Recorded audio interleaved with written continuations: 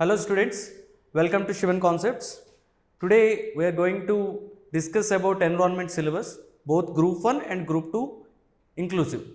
సిలబస్లో స్పెసిఫిక్గా మనం కీవర్డ్స్ మీద చాలా ఫోకస్ చేయాలి, ఎందుకంటే కీవర్డ్స్ అనేది చాలా క్రూషియల్ రోల్ ప్లే చేస్తాయి ఎగ్జామ్లో డైరెక్ట్గా మీకు కీవర్డ్ బేస్డ్ క్వశ్చన్స్ వస్తుంటాయి ఎంసీక్యూస్లో. సో మనం ఇవాళ డీటెయిల్డ్గా total syllabus, total group 1 and group 2 డీటెయిల్డ్గా డిస్కస్ చేద్దాం analysis. And various parts of the సిలబస్లో స్పెసిఫిక్ ఏరియాస్లో కోర్ ఏరియాస్ ఉంటాయి, అవి కూడా నేను డీటెయిల్గా చెప్తాను. Let's focus. So first of all మనకి ఎన్విరాన్మెంట్ సెక్షన్లో వచ్చే కీ ఏరియాస్ ఏంటి?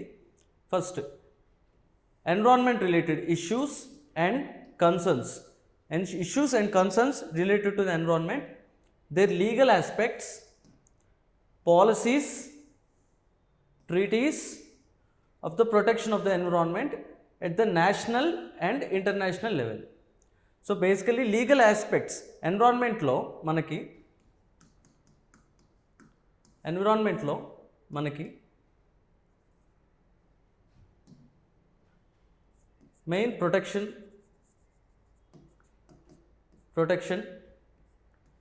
చేయడానికి rules,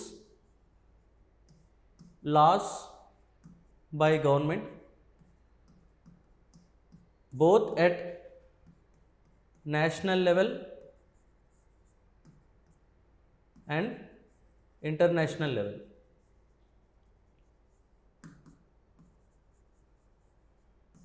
Okay, so and policies and treaties అనేవి బోత్ నేషనల్ అండ్ ఇంటర్నేషనల్ లెవెల్లో మనం డిస్కస్ చేసుకుంటాం సిలబస్లో.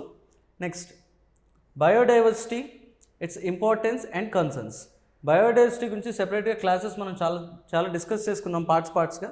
అండ్ బయోడైవర్సిటీలో మనకి చాలా క్వశ్చన్స్ వస్తాయి. ఫర్ ఎగ్జాంపుల్ బయోడైవర్సిటీలో మనకి పాలసీస్ మాట్లాడుకుంటే మనకి బయోడైవర్సిటీ యాక్ట్ ఉంది, మనకి బయోడైవర్సిటీ యాక్ట్ 2002. సో ఇందులో మనం డీటెయిల్గా డిస్కస్ చేసుకుంటాం. నెక్స్ట్ ఇంపార్టెన్స్ అండ్ కన్సర్న్స్, బయోడైవర్సిటీలో వచ్చే కన్సర్న్స్, బయోస్పియర్ రిజర్వ్స్లో కానీ ప్రొటెక్టెడ్ ఏరియాస్లో కానీ this all come under biodiversity. So వాటిలో ఏంటి concerns?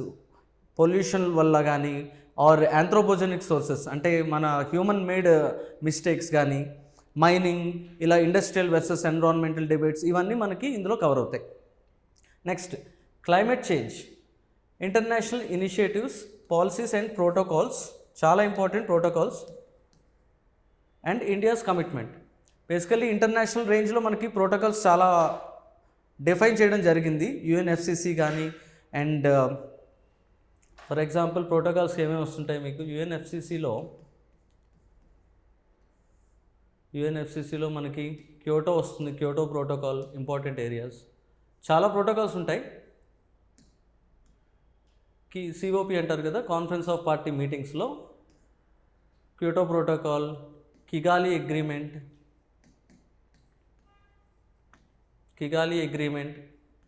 2016. Okay, Kigali agreement. And most important famous Paris protocol. ఇట్లా చాలా ప్రోటోకాల్స్ వస్తాయి స్పెసిఫికల్లీ క్లైమేట్ చేంజ్ రిలేటెడ్. అలాగే క్లైమేట్ చేంజ్తో పాటు బాన్ కన్వెన్షన్స్ అని కూడా కొన్ని ఉంటాయి. Bonn convention okay for CMS. Bonn convention ద్వారా సిఎంఎస్ బయటికి రావడం జరిగింది. సిఎంఎస్ అంటే conservation of migratory species. Okay, so ఇట్లాంటి conventions, protocols.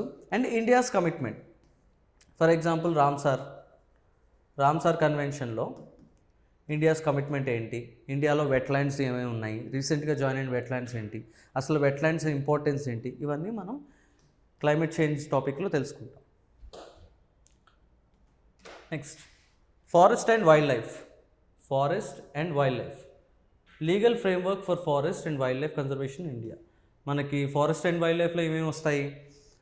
Wild life protection act, wild life protection act. Next అందులోనే ఇంకా మనకి NTCA 2005లో ఫామ్ అయింది through wild life protection act. Okay, national tiger conservation authority. అలాగే వైల్డ్ లైఫ్కి వస్తే ఇంకా central zoo authority, central zoo authority. Next మనకి forest acts వస్తాయి. ఫారెస్ట్ యాక్ట్స్ మనకి బేసిక్గా ఇండియన్ ఫారెస్ట్ యాక్ట్ 1927. ఇది చాలా క్రూషియల్. ఇండియన్ ఫారెస్ట్ యాక్ట్ 1927లోనే మనకి ఫారెస్ట్ డెఫినేషన్ ఇవ్వడం జరిగింది. ఆ డెఫినేషన్ మనం ఇప్పటికీ ఫాలో అవుతున్నాం. వీ డివైడెడ్ ఇండియన్ ఫారెస్ట్ యాక్ట్లో ఫారెస్ట్ని డివిజన్ చేసాం. ప్రొటెక్టెడ్ ఏరియాస్ అని, అదే ప్రొటెక్టెడ్ ఫారెస్ట్ అని, రిజర్వ్డ్ ఫారెస్ట్ అని చెప్పి, విలేజ్ ఫారెస్ట్ అని చెప్పి 3 టైప్స్ ఆఫ్ క్లాసిఫికేషన్ చేయడం జరిగింది. అదే డెఫినేషన్ మనం ఇప్పటికీ ఫాలో అవుతున్నాం. అండ్ ఇండియన్ ఫారెస్ట్ యాక్ట్ తర్వాత ఫారెస్ట్ కన్జర్వేషన్ యాక్ట్ 1980. ఓకే, దీన్నే రీసెంట్గా హిందీ నేమ్ ఇచ్చారు, Van Sanrakshan act. Next most recent act forest rights act 2006. Okay, so ఈ 3 యాక్ట్స్ మనం డిస్కస్ చేసుకుంటాం ఫారెస్ట్ టాపిక్లో. అలాగే వైల్డ్ లైఫ్ టాపిక్లో మనం wild life protection act, NTCA national tiger conservation authority, అలాగే environment protection act, most important, environment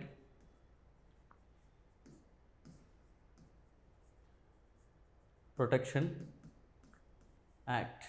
okay, environment protection act, wild life protection act, national tiger conservation authority, central zoo authority, and different types of forest acts, Indian forest act. దీనికి history కూడా ఉంది. Indian forest act before 1900 during the British టైమ్స్లో కూడా ఏమేమి చేయడం జరిగింది అవి కూడా వెరీ ఫ్యాక్చువల్ బేస్డ్ ఉంటాయి. సో మచ్ డీటెయిల్గా మనం డిస్కస్కునేది ఫారెస్ట్ యాక్ట్స్ అనమాట. Indian forest act, forest conservation act, అలాగే ఫారెస్ట్ రైట్స్ యాక్ట్. ఓకే, తర్వాత కన్జర్వేషన్ పార్ట్కి వస్తే మనకి డిఫరెంట్ టైప్స్ ఆఫ్ ప్రాజెక్ట్స్ ఉంటాయి కదా.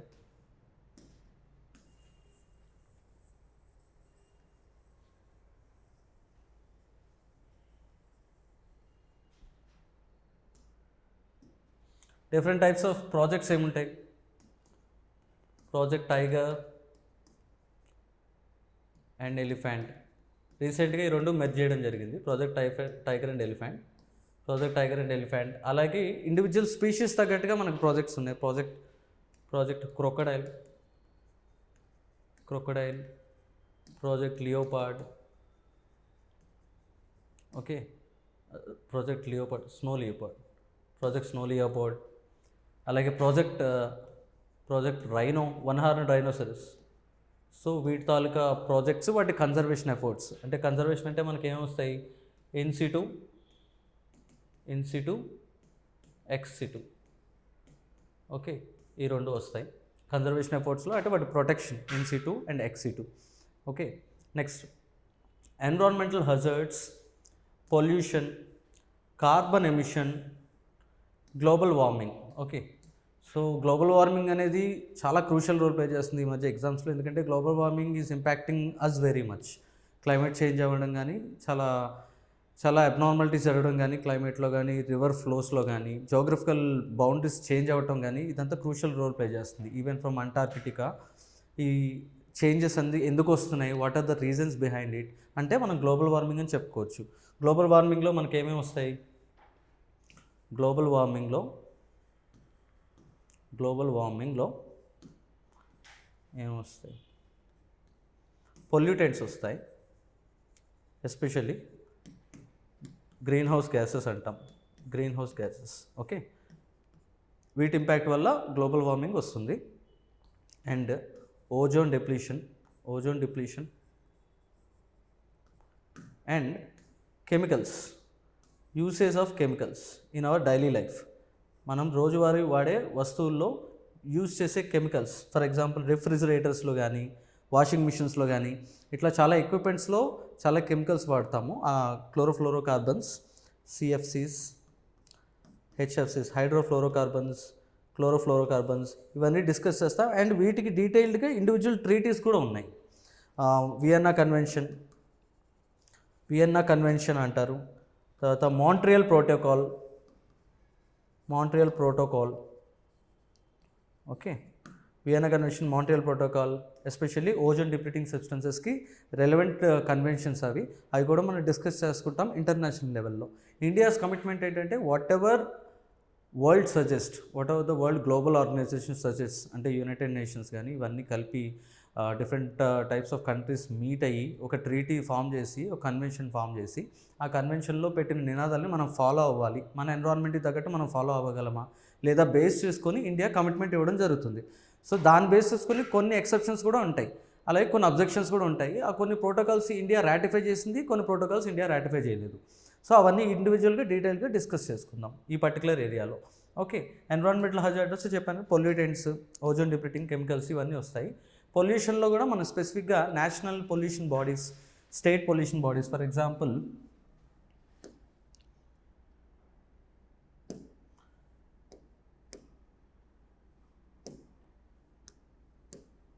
Example state pollution, national pollution board,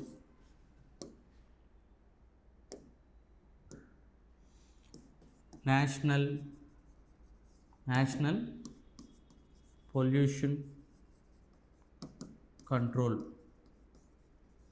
board. Okay, NPCB. అలాగే స్టేట్ లెవెల్లో స్టేట్ పొల్యూషన్ కంట్రోల్ బోర్డ్. ఇట్లా పొల్యూషన్ కంట్రోల్ కోసం, పొల్యూషన్ జరుగుతుంది కాబట్టి పొల్యూషన్ కంట్రోల్ కోసం ఆ బోర్డ్స్ ఫామ్ అవ్వడం జరిగింది. ఆ బోర్డ్స్ ఇచ్చే ఇన్స్ట్రక్షన్స్ బేస్ చేసుకొని మనం ఆల్ ద టైర్ లెవెల్, అంటే national level, state level, district level, మనము ఆ 3 టైర్ స్ట్రక్చర్లో అవి అమలు చేయడం జరుగుతుంది. నెక్స్ట్, అలాగే ఇందులో పొల్యూషన్ కింద మనం స్పెసిఫిక్గా డిఫరెంట్ టైప్స్ ఆఫ్ గ్యాసెస్ గురించి, వాటి ఇంపాక్ట్ గురించి తెలుసుకుంటాం. Different gases and their impact. For example acid rain చాలాసార్లు క్వశ్చన్ రావడం జరిగింది. Okay, acid rain. అలాగే మనకి ఇండివిజువల్ మీథేన్ గ్యాస్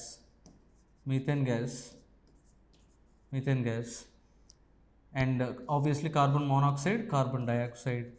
ఇట్లా డిఫరెంట్ టైప్స్ ఆఫ్ గ్యాసెస్ గురించి మనము పొల్యూషన్ టాపిక్లో డిస్కస్ చేసుకుంటాం. And carbon emissions, this is very important topic. మనకి ఇంటర్నేషనల్ ఇనిషియేటివ్స్ కూడా కార్బన్ ఎమిషన్ రిలేటెడ్గా ఉంటాయి. కార్బన్ క్రెడిట్స్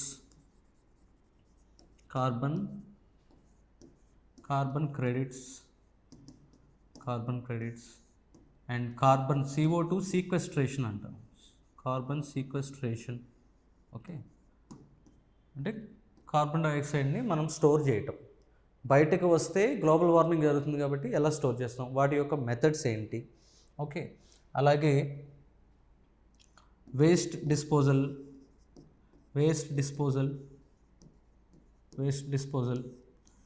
వీటి గురించి అండ్ స్పెసిఫిక్గా డిస్కస్ చేసుకుంటాం పొల్యూషన్లో and global warming. Next, national action plans on climate change. Okay, national action plan on climate change, NAPCC, national action plan on climate change. ఇందులో basically initially మనకి 8 missions ఉండేవి. 8 missions, it's an umbrella plan. Okay, ఇప్పుడు currently as of 2025 we have 9 missions. 9 core missions ఉన్నాయి. For example, national solar mission, అలాగే green India mission. Okay, అలాగే national mission for sustainable agriculture. ఇట్లా various machines ఉన్నాయి. Energy efficiency, national mission for energy efficiency. Okay, ఇట్లా total 9 core missions ఉన్నాయి. అవి each and every one మనం డీటెయిల్గా discuss చేసుకుందాం. వాటిలో వచ్చే మిషన్స్ బేసికలీ రీసెంట్గా మనం చెప్పుకోవాలంటే ఈ టోటల్ 9 కోర్ మిషన్స్, వీటన్నిటిని NAPCC మిషన్స్ అన్నిటిని మనకి డిజిటలైజ్ చేయడం జరిగింది. డిజిటల్ చేశారు. ఇందులో Parvesh portal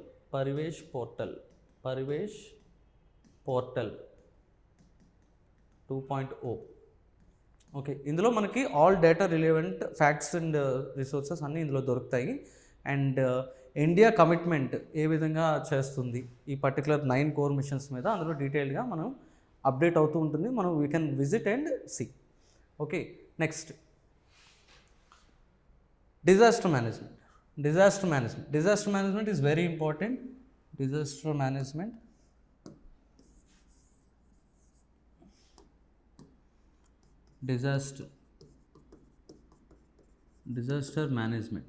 okay, disaster management కింద మనం ఏం చదువుకుంటాం? Disaster management act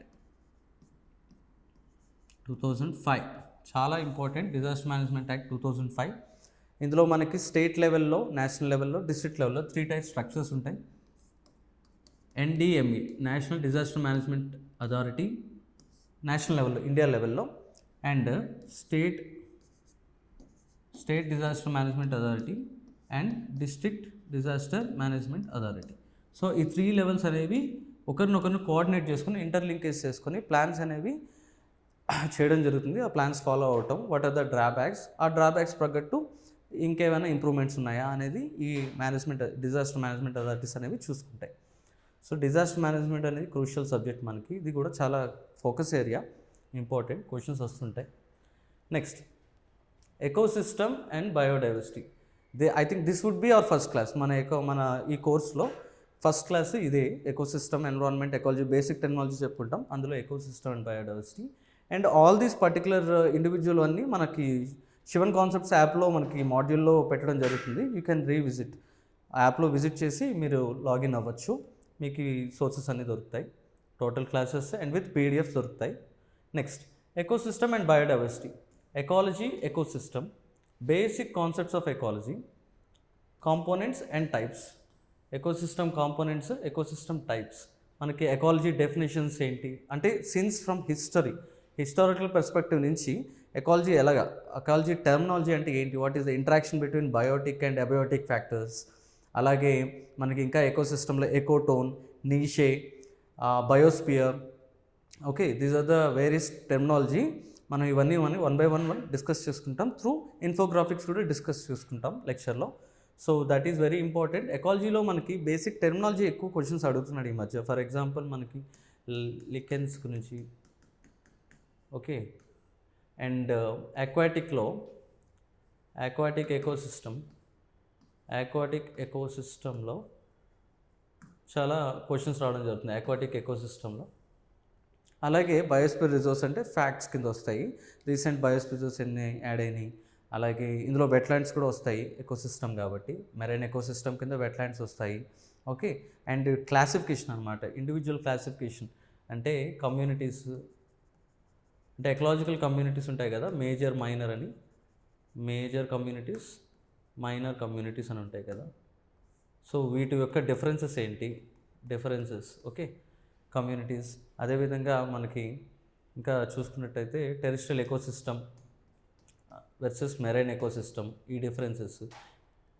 what are the examples include in terrestrial ecosystem? For example mangroves, okay, అలాగే tropical rain forest, okay, biomes, different types of biomes, taiga, savanna, tundra, ఇట్లా చాలా biomes ఉంటాయి కదా tropical rain forest. అవన్నీ మనకి terrestrial కింద వస్తాయి.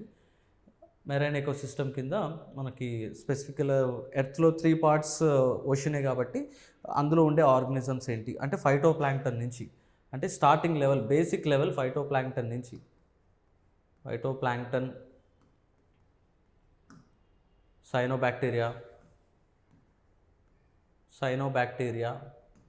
దాన్ని బ్రూగ్లీన్ ఆల్గే అంటారు, సైనోబ్యాక్టీరియా. ఇట్లా ఈ లెవెల్ నుంచి మొత్తం పిరమిడ్స్, ఎకలాజికల్ పిరమిడ్స్ దాకా, ecological pyramids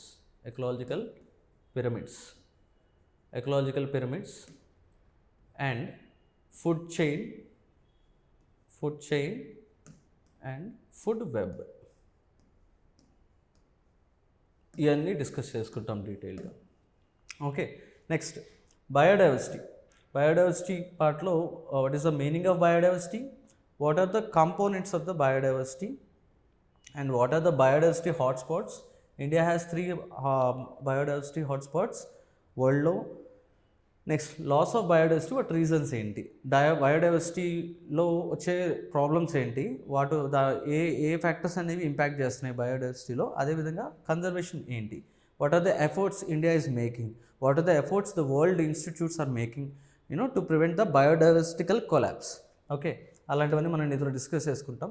recent methods, recent plans, targets ఉంటాయి, సస్టైనబుల్ డెవలప్మెంట్ టార్గెట్స్ లాగా ఎస్డిజి, సస్టైనబుల్ డెవలప్మెంట్. అంతకుముందు మిలీనియం డెవలప్మెంట్ గోల్స్ ఎక్స్టెంట్ అయిపోయింది, but still we focus to connect for SDG. Okay, we know 17 sustainable development goals ఉన్నాయి. అందులో కొన్ని goals మనకి aquatic related ఉన్నాయి, కొన్ని గోల్స్ ఇండస్ట్రియల్ రిలేటెడ్ ఉన్నాయి, కొన్ని గోల్స్ క్లైమేట్ చేంజ్ రిలేటెడ్ ఉన్నాయి. What are the inter linkages అవి కూడా మనం ఇందులో డిస్కస్ చేసుకుంటాం. ఓకే, అండ్ టార్గెట్స్ అంటే పర్టికులర్ టార్గెట్స్ ఉంటాయి కదా, ఇప్పుడు నెట్ జీరో ఎమిషన్ టార్గెట్స్ అని, జీరో ఎమిషన్ టార్గెట్స్ అంటే కార్బన్ టార్గెట్స్ అనమాట. అవి zero emission target, net carbon emission targets, అలాగే ఏ కంట్రీస్ మనకి చేస్తున్నాయి, మనం 2070 అనుకున్నాం. ఓకే, సో ఈ టార్గెట్స్ అన్నీ ఇందులో కవర్ అవుతాయి. అండ్ కన్వెన్షన్స్ అండ్ ప్రోటోకాల్స్, ఇందాక మనం చెప్పుకుంటున్నట్టు బయోడైవర్సిటీ రిలేటెడ్ సిఎంఎస్ మనం చెప్పుకున్నాం, ఎందుకంటే conservation of migratory species, CITES. Okay, బయోడైవర్సిటీలో పార్ట్స్ ఇవన్నీ. సో ఇవన్నీ మనం డిస్కస్ చేసుకుంటాం. అండ్ డిజర్టిఫికేషన్ యుఎన్సిసిడి అంటారు, UNCCD. Okay, REDD plus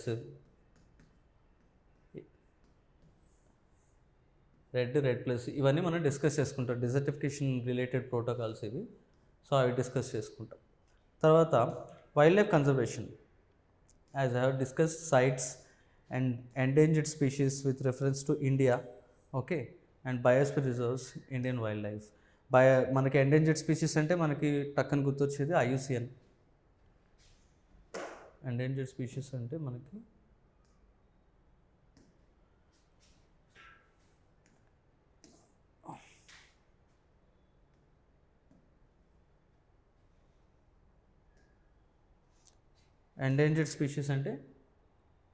IUCN, international union for conservation of nature. ఇది రెడ్ డేటా లిస్ట్ రిలీజ్ చేస్తుంది.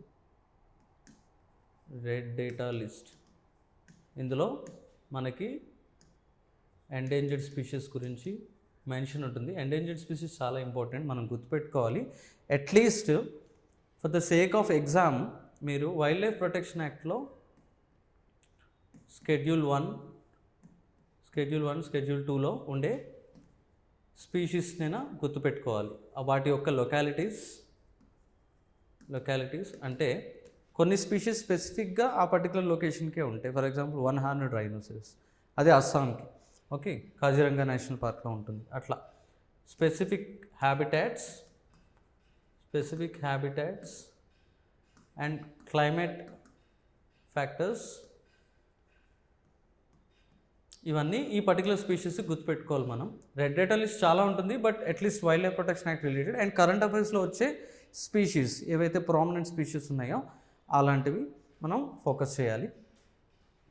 Next biosphere reserves. Obviously biosphere reserves అనేది factual data, అది మనం డిస్కస్ చేస్తాం ఇండివిజువల్గా. నెక్స్ట్ వాటి యొక్క biodiversity reserves, conservation efforts, projects ఇందాక మనం చెప్పుకున్నాం. Project tiger and project leopard, project elephant, project rhino. Okay, project crocodile, mugger crocodile, ఇవన్నీ ఇందులో కవర్ అవుతాయి. యాక్ట్స్ అండ్ ఇనిషియేటివ్స్ కూడా రీసెంట్ ఎఫర్ట్స్ ఏమైనా ఉన్నాయా? రీసెంట్ మెర్జర్ మనం చూసుకున్నట్టయితే project tiger and elephant merger జరిగింది. వాటి యొక్క రిలవెంట్ డేటా మనం తెలుసుకోవాలి. కరెంట్ అఫైర్స్లో ఇది క్రూషియల్ రోల్ ప్లే చేస్తుంది కాబట్టి కాన్సెప్చువల్ క్లారిటీ ఉంటే ఆ తర్వాత మనం కరెంట్ అఫైర్స్ని రిలేట్ చేసుకోగలం. Okay, conservation efforts, projects, okay, acts related to it. ఇందాక మనం wild life protection act, environment protection act, okay, biodiversity act, ఇవన్నీ క్రూషియల్ యాక్ట్స్ అనమాట, వీటిలో కవర్ అవుతాయి. Next waste management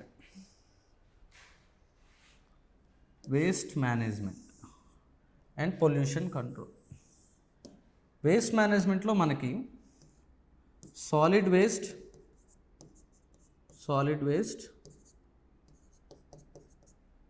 next plastic waste, ఈ వేస్ట్ అంటే electronic sources, ఈ waste ఇట్లా, అండ్ హజార్డస్ వేస్ట్, హజార్డస్ అంటే chemicals. Okay, solid waste, plastic waste, ఈ వేస్ట్, హజార్డ్ వేస్ట్, వీటన్నిటికి government of India launched specifically to each and every one, specifically మనకి rules చేయడం జరిగింది. సాలిడ్ వేస్ట్ మేనేజ్మెంట్ రూల్స్ అని, plastic waste management rules అని, ఈ waste management rules అని, hazardous waste management rules అని చెప్పి ఇండివిజువల్గా యాక్ట్స్ రూల్స్ తీసుకురావడం జరిగింది. ఆ రూల్స్లో ఉండే మెయిన్ కీ పాయింట్స్ ఏంటి? ఫర్ ఎగ్జాంపుల్ కొన్ని చోట్ల మీరు అబ్జర్వ్ చేస్తే తరచుగా మీరు న్యూస్లో చూస్తుంటారు,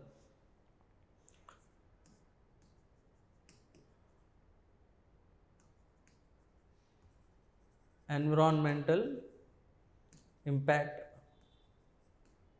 అసెస్మెంట్, ఈపీఏ అంటారు, ఈపీఏ. ఇందులో 4 స్టెప్స్ ఉంటాయి, మనకి 4 క్రూషియల్ స్టెప్స్ ఉంటాయి. ఆ 1 by 1 అంటే ఫర్ ఎగ్జాంపుల్ సింపుల్గా చెప్పాలంటే ఎన్విరాన్మెంట్ ఇంపాక్ట్ అసెస్మెంట్ అంటే ఎన్విరాన్మెంట్లో ఏ పర్టికులర్ సోర్సెస్, అవుట్ సైడ్ సోర్సెస్లో మనకి మన ఎన్విరాన్మెంట్ని ఎలా ఇంపాక్ట్ చేస్తుంది, ఆ ఇంపాక్ట్ తగ్గట్టు మనం ఎలా తీసుకోవాలి, అది తీసుకునే ముందు పబ్లిక్ ఫీడ్బ్యాక్ తీసుకోవాలి. పబ్లిక్ ఫీడ్బ్యాక్ తీసుకొని పబ్లిక్కి క్యాపబుల్ అయితే, ఫర్ ఎగ్జాంపుల్ ఓకే అయితే then we can form a law or act. అర్థమైందా? అంటే మనకి తరచుగా ఎన్విరాన్మెంటల్ వర్సెస్ ఇండస్ట్రియల్ డిబేట్లో మనకి ఇండస్ట్రియలిస్ట్ ఎకనామిక్ గ్రోత్ గురించి ఫోకస్ చేస్తారు, ఎన్విరాన్మెంటలిస్టులు ఎన్విరాన్మెంట్ గ్రోత్ గురించి చూస్తారు, అంటే ఎన్విరాన్మెంట్ ప్రొటెక్షన్ గురించి చూస్తారు. సో వీళ్ళిద్దరి మధ్య ఒక ప్రాపర్గా ట్రీటీ, ఒక మీటప్ జరిగి దానికి ఇద్దరు డిస్కస్ చేసుకొని పబ్లిక్ ఫీడ్బ్యాక్ అంటే మనకి ప్రజలకి త్రూ గజెట్, గవర్నమెంట్ గజెట్ ఇవ్వడం జరుగుతుంది. అందులో మనం ఫీడ్బ్యాక్ ఇచ్చిన తర్వాత ఏమైనా మార్పులు చేర్పులుంటే చూసి చివరికి మనకి యాక్ట్స్ పాస్ చేయడం జరుగుతుంది, ఆర్ రూల్స్ పాస్ చేయడం జరుగుతుంది. అదేవిధంగా మనకి ఈ పర్టికులర్లో ఎక్స్టెండెడ్ ప్రొడ్యూసర్ రెస్పాన్సిబిలిటీ అని ఒకటి వస్తుంది. ఎక్స్టెండెడ్ ప్రొడ్యూసర్ రెస్పాన్సిబిలిటీ,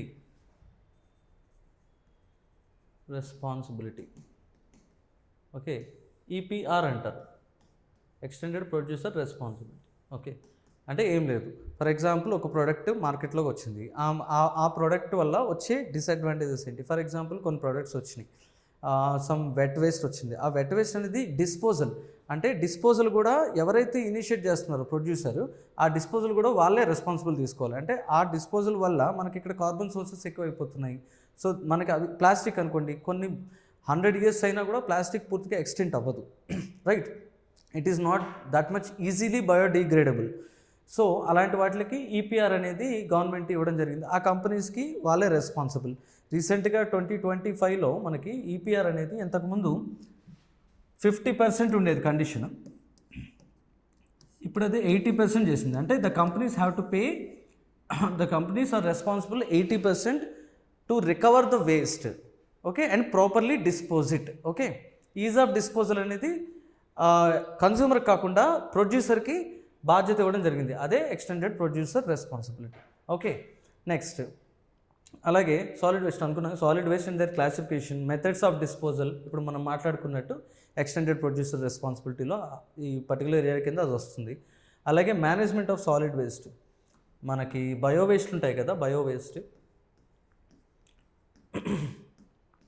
బయో వేస్ట్ని ప్రాపర్గా మనం గోబర్ గ్యాస్ అంటాం, గోబర్ గ్యాస్ కింద వాడచ్చు. ఓకే, అలాగే ప్రాపర్ డిస్పోజల్ చేసి బై ప్రోడక్ట్స్ ఫామ్ అవుతాయి, బై ప్రోడక్ట్స్ కూడా తీసుకురావచ్చు.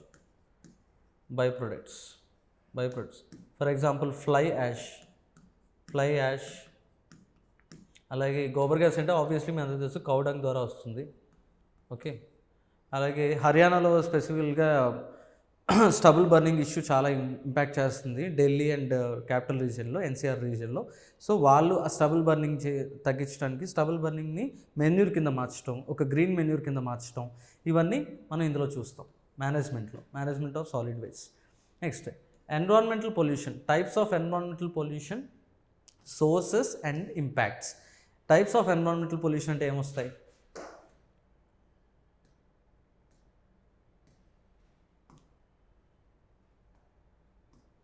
టైప్స్ ఆఫ్ ఎన్విరాన్మెంటల్ పొల్యూషన్లో టైప్స్ అంటే ఏమొస్తాయి మనకి? ఎన్విరాన్మెంటల్ పొల్యూషన్లో types: air pollution, water pollution,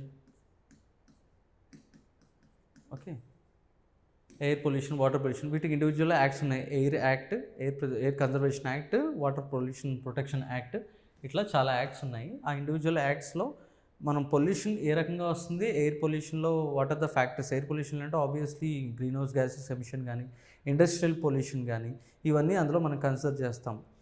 and water పొల్యూషన్లో అగైన్ ఇండస్ట్రియల్ వేస్ట్ డిస్పోజల్, చాలా ఇండస్ట్రీస్ మనకి రివర్స్లో కలిపడం. మీరు తరచుగా చూస్తుంటారు యమునా రివర్లో ఉండే పొల్యూషన్ ఫోమ్లో పట్టేస్తుంది కదా, దానికి కారణం ఇండస్ట్రియల్ డిస్పోజల్. అంటే there is no proper, though they are guidelines, అంటే ప్రాపర్ గైడ్లైన్స్ ఉన్నా కూడా there will be some loophole, government loophole కానీ ఏమైనా ల్యాకిన ఉండడం వల్ల అలా చేయడం జరుగుతుంది. సో అది బ్యూరోక్రసీ ఆర్ మనకి పొలిటికల్ నెక్సెస్ ద్వారా జరుగుతుంటుంది తరచుగా ఇండస్ట్రియల్స్ మధ్య. దాన్ని ఎలా కంట్రోల్ చేయాలి, what are the things government should make to reduce the pollution levels. Okay, అలాంటివన్నీ ఇందులో మనం చూస్తాం. Next sources, what are the sources, ఇప్పుడు అనుకున్నట్టు సోర్సెస్ అండ్ దేర్ ఇంపాక్ట్స్. ఆ వాటర్ మనం కన్జ్యూమ్ చేసినా ప్రాపర్గా ప్యూరిఫై కాకపోయినా మనకి హ్యూమన్ హెల్త్ ఇంపాక్ట్ అవుతుంది. So how does it impact human health, ఇవన్నీ ఇందులో మనం కవర్ చేసుకుంటాం. ఇందాక మనం అనుకున్నట్టు pollution control regulation, central pollution control board, state pollution control board, అట్లా పొల్యూషన్ రెగ్యులేట్ చేయటం. Okay, and central water committee, central water commission. So ఇవన్నీ సెంట్రల్ వాటర్ కమిషన్ అంటే మనకి గ్రౌండ్ వాటర్ రిసోర్సెస్ ఎంత ఉంది, మన గ్రౌండ్ టేబుల్ డిప్లీట్ అవుతుందా, దీన్ని రీజువనేట్ చేయాలంటే ఎలాగా, అంటే ప్రాపర్ రెయిన్ వాటర్ హార్వెస్టింగ్, ఇట్లాంటివి, రెయిన్ వాటర్ హార్వెస్ట్ ఇట్లాంటి మెథడ్స్, ఇవన్నీ సెంట్రల్ వాటర్ కమిషన్ అనేది మనకి గైడ్లైన్స్ ఇవ్వడం జరుగుతుంది. దాంట్లో ఏమేమి వస్తాయని డిస్కస్ చేసుకుంటాం ఈ పర్టికులర్ ఏరియాలో. అండ్ ఆల్టర్నేటివ్స్ అంటే ఎనీ కేస్ స్టడీస్, మనం ఏదైనా వేరే కంట్రీలో ఉండే కేస్ స్టడీస్ కూడా మనం అప్లికబుల్ చేసుకోగలమా. ఓకే, అట్లా. Next recent projects, acts and initiatives to reduce environmental pollution. అంటే రీసెంట్ ఇవి కరెంట్ అఫైర్స్ కింద వస్తాయి, వన్ బై వన్ డిస్కస్ చేసుకుందాం. కరెంట్ అఫైర్స్ని కూడా మన కోర్సులో ఇంక్లూడ్ చేసే చెప్తాము. ఆ పర్టికులర్ కోర్స్ రన్ అవుతున్నప్పుడు మీకు ఆ కరెంట్ అఫైర్స్ యాడ్ అవుతుంటాయి.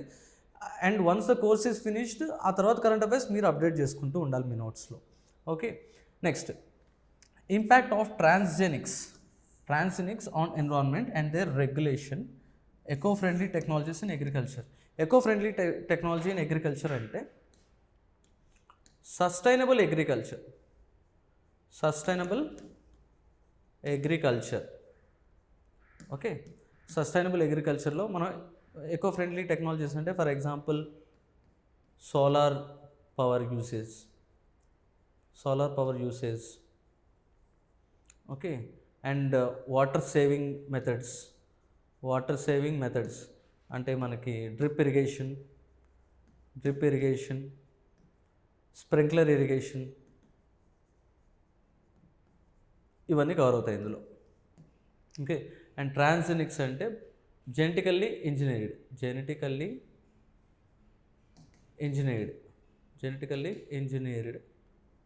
Plants. Okay, genetically engineered plants, వీటిలో వచ్చే ఇంపాక్ట్స్ ఏంటి, వీటి వల్ల వచ్చే అడ్వాంటేజెస్ ఏంటి, what are the disadvantages of genetically engineered plants. మనం ప్రొడ్యూస్ చేసింది మనం కన్జ్యూమ్ చేస్తే genetically engineered, there will be some side effects అని కొంతమంది డిబేట్ జరుగుతుంది. It's is a never ending debate. కాకపోతే మనకి పాపులేషన్ గ్రోత్ని కన్సర్వ్ చేసుకుంటే మనకి జెనెటికల్ ఇంజనీర్ చేస్తేనే వర్కౌట్ అవుతుంది ఇప్పుడు ప్రజెంట్ కంటెక్స్ట్లో. ఎందుకంటే మనకి మన క్లైమేటిక్ అనేది, ఇండియన్ క్లైమేట్ అనేది మాన్సూన్ డిపెండెంట్ ఆబ్వియస్లీ. సో దాని మీద డిపెండ్ అవ్వటం వల్ల మనకి ప్రాపర్గా రెయిన్ఫాల్ ఒక్కోసారి రాకపోవటం, ఓకే, మనకి గ్లోబల్ వైడ్లో ఎల్నినో లానినో ఎఫెక్ట్స్ జరగటం వల్ల మనకి ప్రాపర్ రెయిన్ఫాల్ రాకపోవటం, ఆర్ వస్తే ఎక్సెస్ రెయిన్ఫాల్ రావటం, లేదంటే వస్తే అతివృష్టి అనావృష్టి ఇట్లా రావటం, వీటి వల్ల క్రాప్స్ వాటి మీద డిపెండ్ అవ్వడం వల్ల ఇంపాక్ట్ అవుతాయి సివియర్గా. అప్పుడు ప్రాపర్ ప్రొటెక్షన్ జరగదు, ప్రాపర్ ప్రొడక్టివిటీ ఉండదు. ప్రొడక్టివిటీ ఉన్నప్పుడు పాపులేషన్ డిమాండ్ మీట్ అవ్వలేము. Okay, supply and demand curve దెబ్బతింటుంది. అలాంటప్పుడు మనకి జెనెటికల్ ఇంజనీర్డ్ అనేది త్వరగా ప్రొడ్యూస్ చేయొచ్చు. And at the same time మనకి జెనెటికల్ ఇంజనీర్డ్లో మనకి అడ్వాంటేజెస్ ఏంటి, పెస్ట్ రెసిస్టెంట్ తయారు చేయొచ్చు, హెర్బిసైడ్ రెసిస్టెంట్ తయారు చేయొచ్చు, డిసీజ్ రెసిస్టెంట్ తయారు చేయొచ్చు. ఆ ప్రాపర్ జీన్ తీసుకోవటం మనకి తెలుసు కదా, మాలిక్యులర్ సిజర్స్ అంటారు. Molecular molecular scissors. మీరు వినే ఉంటారు ఎగ్జామ్లో CRISPR gene, CRISPR 9 genome, CRISPR 9 gene sorry.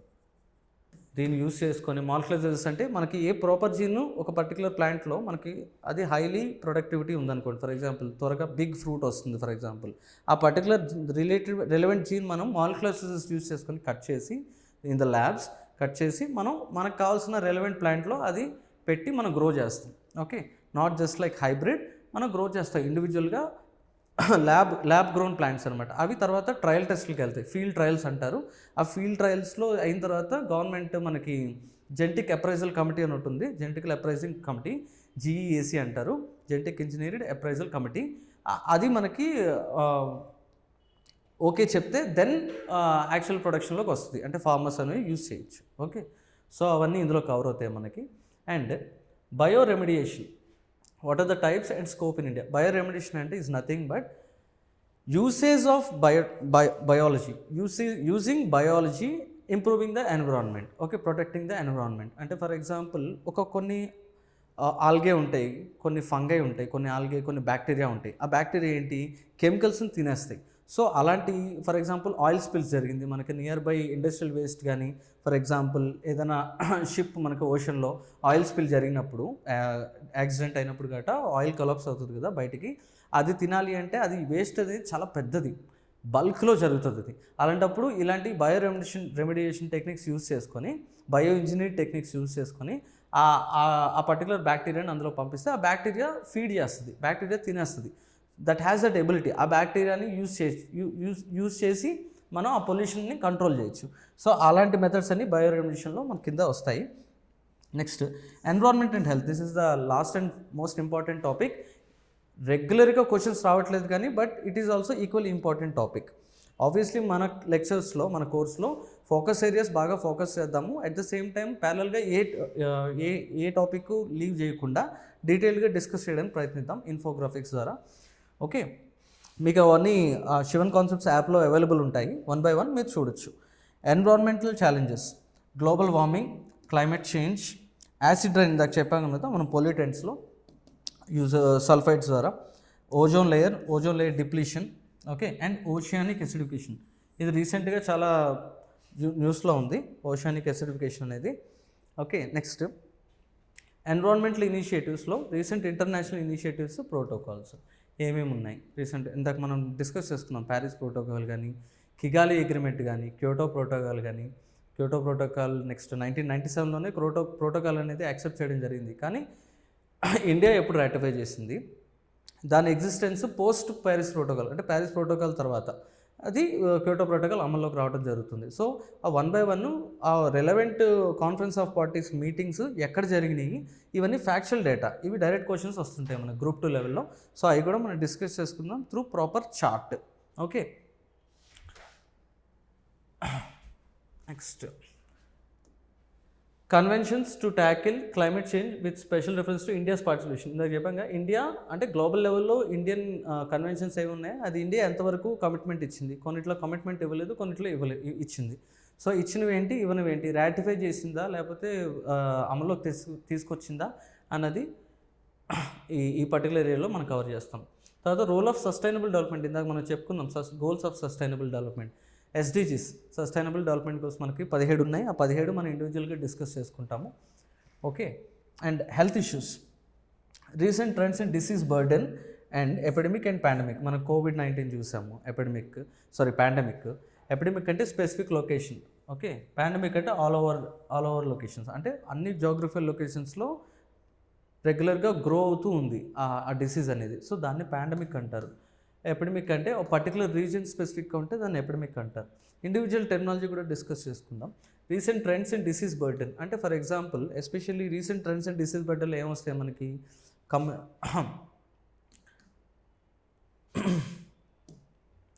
Transferable diseases,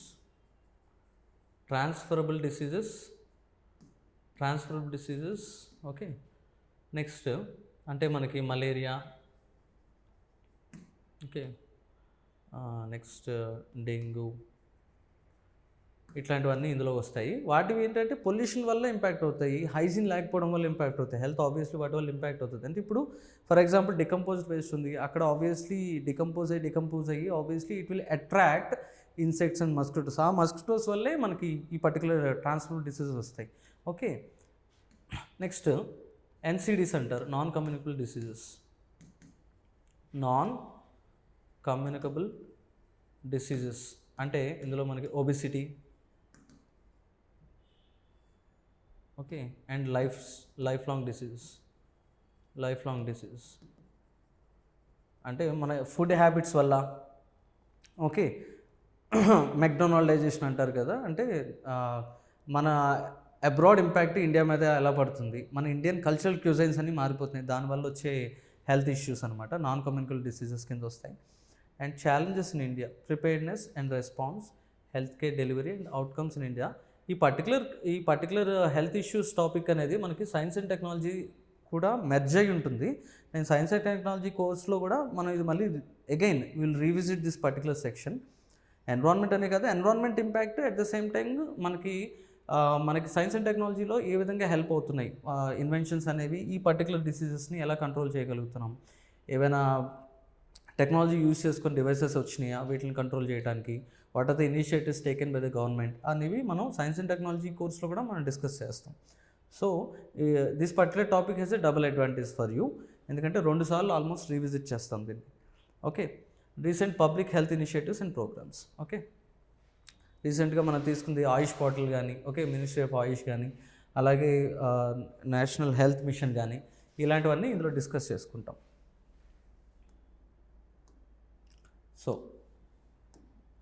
so that is the course discipline today.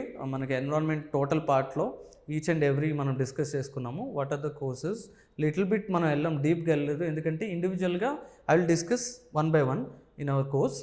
So do visit in our Shivan concepts app and do visit our Shivan concepts channel.